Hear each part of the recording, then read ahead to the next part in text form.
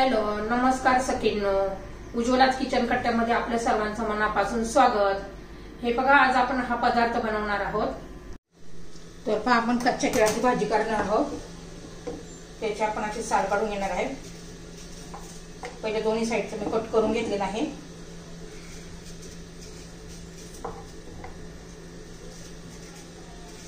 कच्च्या केळाच्या तुम्हाला भरपूर अशा रेसिपी दाखवलेल्या आहेत. ती थोडीशी वेगळी आहे, हिरव्या वाटणातली.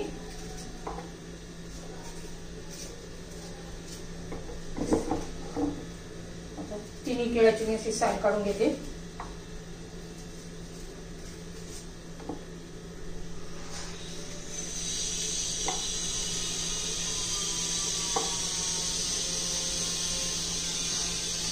हे पाहिजे पद्धतीने पटकन निघतंय, अजिबात वेळ लागत नाहीये.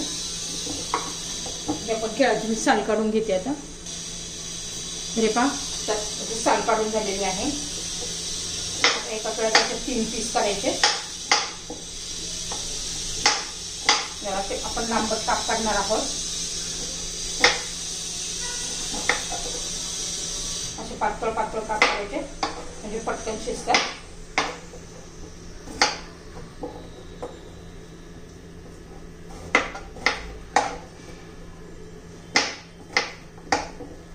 सर्व केळांचे मी असे लांबट काप करून घेते.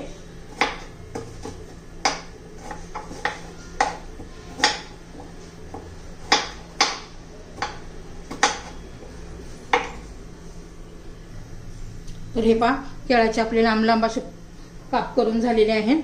आणि त्यासाठी लागणारं साहित्य: कांदा आणि टोमॅटो आणि हिरवी मिरची, आलं, कोथिंबीर, लसूण याची आपण पेस्ट करून घेतलेली आहे.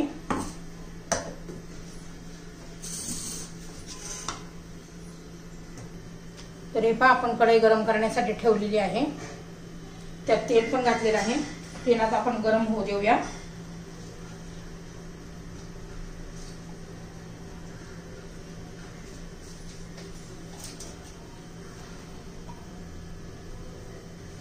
तर पहा, तेल आपलं गरम झालेलं आहे.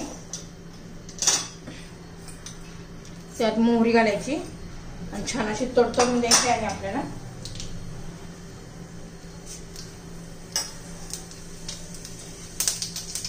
बघा, जिरी मोहरी तडतडली आहे. आता कांदा घालून घेऊ.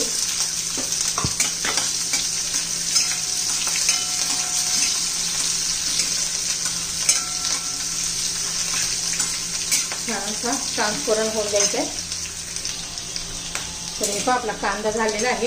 आता टोमॅटो घालून घेऊया. एक छोटा कांदा आणि अर्धा टोमॅटो घातलेला आहे. आता चवीनुसार मीठ घालून घेऊया.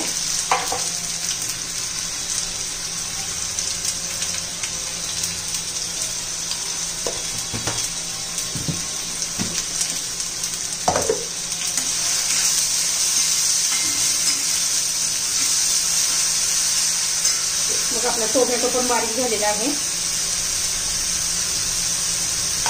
आता आपण जे हिरवी मिरची, आलं, लसूण आणि कोथिंबीर ते मिक्सरमध्ये बारीक करून घेतले ना, ते घालून घेऊया.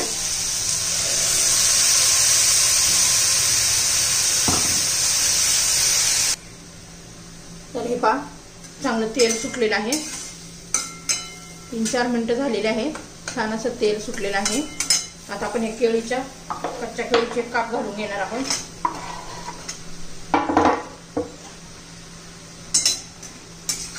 आता सर्व व्यवस्थित मिक्स करूया.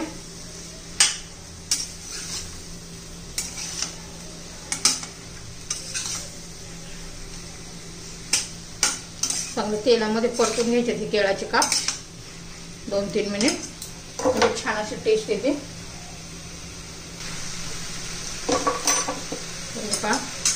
झालेले आहेत 3-4 मिनिट आपण चांगल्याचे परतून घेतले. बघा, कलर पण किती छान आलेला आहे. त्याच्यात आपण 3 चमचे भाजलेल्या शेंगदाण्याचा कूट घालायचा आहे. पहिले 2 चमचे घालून पाहिजे. 2 चमचे भरपूर झालेला आहे. आता याला आपण झाकण ठेवून असं शिजून घेऊया तेलामध्ये.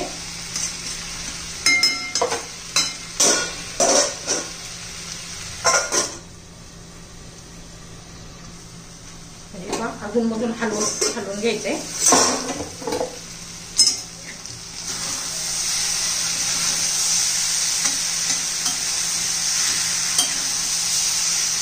तुम्हाला वाटलं तर 2-4 चमचे गरम पाणी घालायचं.